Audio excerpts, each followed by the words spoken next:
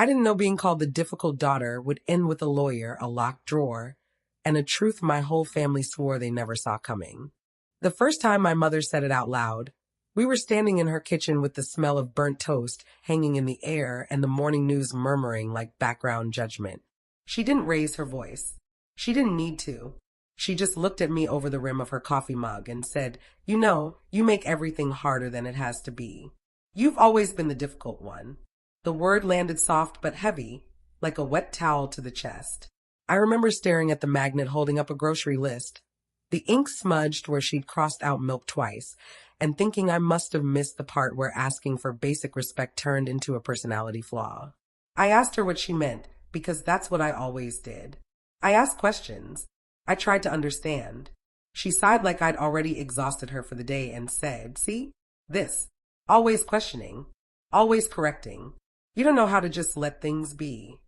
My sister's laughter floated in from the living room, the kind of laugh that says you're glad it's not you. The TV laughed too. Everybody laughed except me. I felt that familiar tightening in my throat, the one that shows up when I'm deciding whether to swallow something or spit it out. I swallowed. I grabbed my purse. I told her I was late for work, even though it was my day off. I walked out with my shoulders high and my mouth quiet, because in our house silence was always treated like maturity if it came from the right person. I was halfway down the block when my phone buzzed. It was my Aunt Denise, who never texts without an agenda. "Family cookout next Saturday," she wrote. "Mama wants everybody there. Don't be difficult." I laughed, a short, sharp sound that surprised me. Even through text, they managed to pass the same label around like it was a family heirloom. I told myself I wasn't going. I said it out loud in my car, windows up, voice shaking. I said it like a promise. But later that night, when the quiet of my apartment pressed in and my plant leaned like it was tired of surviving, I sat on the edge of my bed and felt the old pull. The pull to show up. The pull to smooth things over. The pull to prove I wasn't what they kept calling me. I've been fixing things since I was old enough to reach the stove without a chair. Fixing moods. Fixing schedules. Fixing everybody's mess, but my own. I was the one who remembered birthdays, who picked up prescriptions, who explained emails to my mother like she wasn't capable of learning. I was the one who stayed late at work, so I could still make it to my nephew's school play. Somehow, that turned into me being too much. At work, they called it initiative. At home, they called it attitude. By Wednesday, my sister called. She didn't ask how I was. She just said, "Mama said you might not come, and that's selfish." I asked her if she'd heard the part where Mama called me difficult. She laughed, light and careless. She didn't mean it like that. "You're just sensitive." Sensitive. Another word that floats around our family like seasoning, sprinkled over anything they don't want to chew. I almost told her no. I almost said I was tired. But then she added, "Grandma's been asking about you." That's how they get me. They know where the soft spots live. Saturday came hot and loud. The kind of day where the sun feels personal. I pulled my hair back into a low puff, wrapped it the night before with my satin scarf like a little act of self-respect, and drove over with a tray of deviled eggs balanced on the passenger seat. When I walked into my grandmother's backyard, the grill was already surrounded by uncles acting like they were guarding state secrets, and the aunties were perched under the tent pretending not to listen, while clocking every move. My cousin raised an eyebrow at me, like, "Well, look who decided to grace us." Mama hugged me stiff, a side hug that said we're fine, but don't get comfortable. "You made it," she said, like attendance was a test I'd barely passed. "Try to relax today." That word again. Try. As if I hadn't spent my whole life doing exactly that. I stayed busy. That's my coping skill. I refilled drinks. I watched the kids. I laughed at jokes that weren't funny. My sister held court near the music speaker, glowing, praise for everything from her job to her potato salad. Golden child energy, so strong it needed sunglasses. Every now and then I caught Mama watching me with that look, the one that says she's waiting for me to mess up so she can feel justified. At some point, Grandma tapped her glass with a spoon. The yard quieted in that way families never fully do. "I'm glad y'all came," she said, eyes scanning faces, lingering on mine a beat longer than the rest. "Means a lot." She smiled at me like she knew something, and my stomach did that slow flip it does when intuition clears its throat. Later, while folks argued over whether the ribs were done and who touched the thermostat inside, Grandma asked me to walk with her to the back room. Her house smelled like mothballs and peppermint oil, comfort layered with time. She closed the door and sat on the bed, patting the spot beside her. "You look tired," she said. Not judgment, observation. I felt my eyes sting because nobody had said that to me in years without attaching a critique. "I'm fine," I said automatically. She raised an eyebrow. Black grandmothers invented that eyebrow. She said. "You always say that right before everything breaks." She asked me how work was, how my apartment was, if I was still seeing that man whose name she never remembered. Then she got quiet. Too quiet. She reached into her nightstand and pulled out a small envelope, worn at the edges. She didn't hand it to me. She just held it, like she was deciding something in real time. "They've been calling you difficult again?" she asked. I laughed because if I didn't, I might have cried on her quilt. "I guess so." She shook her head slow. "You ain't difficult. You're thorough. Folks who benefit from your fixing don't like when you stop." She slid the envelope back into the drawer and closed it. "Just know," she said, squeezing my hand, "everything don't fall apart by accident." When we went back outside, Mama was already annoyed. "Where you been?" she asked sharp. I said, "Talking to Grandma." She rolled her eyes. Of course. The rest of the afternoon passed with little digs and side comments.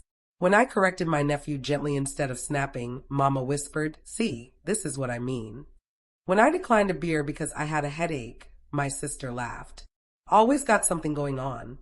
By the time I left, my chest felt like it had been holding its breath all day. That night, I sat on my couch with my phone glowing, scrolling through old pictures. Me at every milestone. Me behind the scenes. Me holding everybody else up. I thought about Grandma's envelope.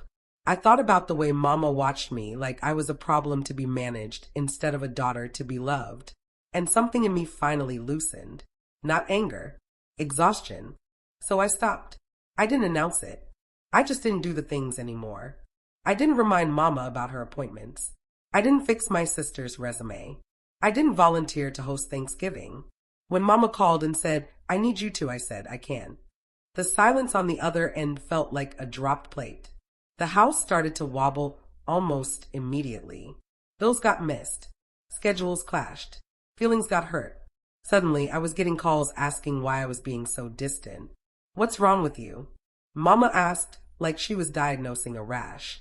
I told her the truth. I'm tired of being blamed for problems I'm also expected to solve. She didn't like that. She told the family I was going through something. Difficult, she implied. At the next Sunday dinner, my chair was empty and my absence was the main topic. Aunties shook their heads. Uncle shrugged. My sister complained about how much pressure she was under now. Nobody asked me how I was. Then Grandma fell. It wasn't dramatic. Just a slip. But it was enough to send the family into panic mode. Suddenly, everyone remembered my number. I went to the hospital, sat by her bed, listened to the machines beep like impatient fingers. She squeezed my hand and smiled that knowing smile. "You still tired?" she asked. "Yeah," I said. "But I'm here." She nodded. "Good. Listen." Her voice dropped. "When I'm gone, they're gonna say a lot of things about you. They already do. Let them." She closed her eyes, then opened them again. "There's things you don't know yet. Things I put in place because I saw who was really holding this family together." Before I could ask, Mama walked in, all concern and control. Grandma's face changed. Conversation over. A week later, I got a call from a number I didn't recognize. A calm voice asked if I was available to meet regarding my grandmother's affairs. I sat down hard, my heart thudding. "She's fine," I said quickly. The voice paused. "Yes, but we like to prepare." I didn't tell anyone about the call. I went to work, smiled through meetings where my ideas were taken and reworded by someone louder. I came home and sat in my quiet apartment, the plant perking up now that I remembered to water it for me. I thought about being labeled difficult. I thought about how stopping had already started to expose cracks I'd been patching for years. At the next family gathering, Mama pulled me aside. "You need to start helping again," she said, low and urgent. Things are getting messy. I looked at her, really looked, and realized she wasn't mad at me. She was scared. I can't fix what I didn't break, I said. She scoffed. See, difficult. Maybe. Or maybe I was finally letting the truth do its work. When I left that night, Grandma caught my hand. Soon, she whispered. Just keep standing where you are. I drove home with the radio off, the city lights blurring.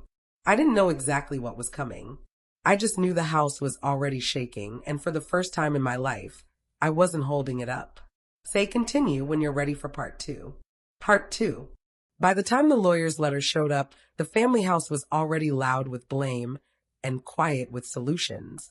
The envelope was thick, cream-colored, my name typed clean like it wasn't scared of what it was about to start. I stood in my doorway staring at it, keys still in my hand, the hallway light flickering like it always did when it wanted attention. I didn't open it right away. I made tea. I washed my face. I let myself breathe, because something in my chest already knew this wasn't just paperwork. The letter said my grandmother had requested a private meeting. Not an emergency. Not a reading. Just a conversation.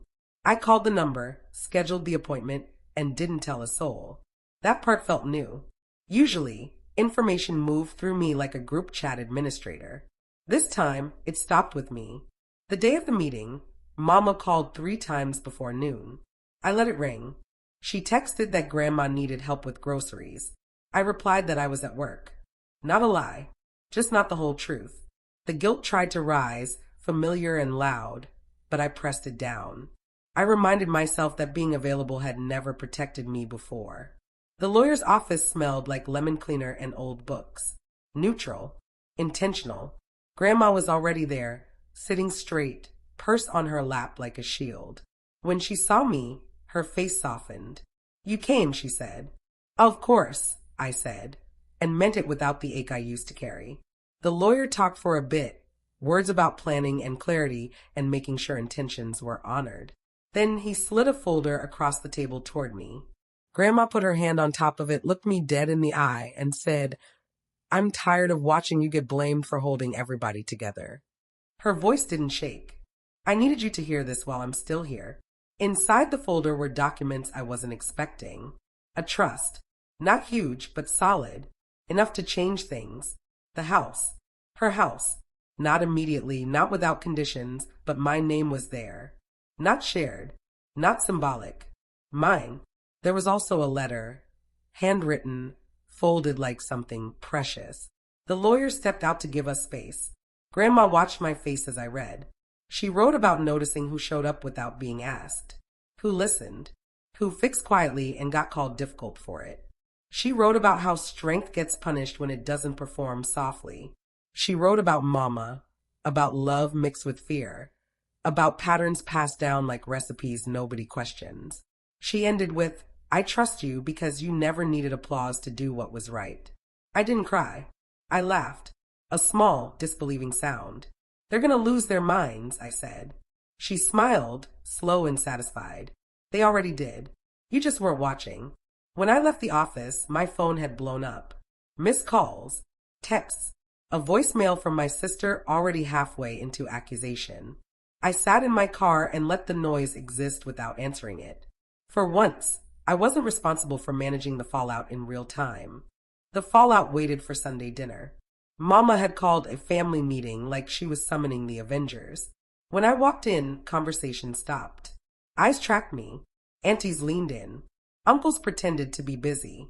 My sister sat stiff, arms crossed, already offended by whatever she imagined I'd done. Grandma sat at the head of the table, calm as ever. Mama didn't waste time.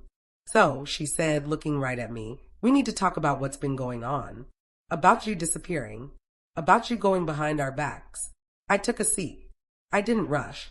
What do you think I did? I asked. She scoffed. Don't play dumb. We got a call.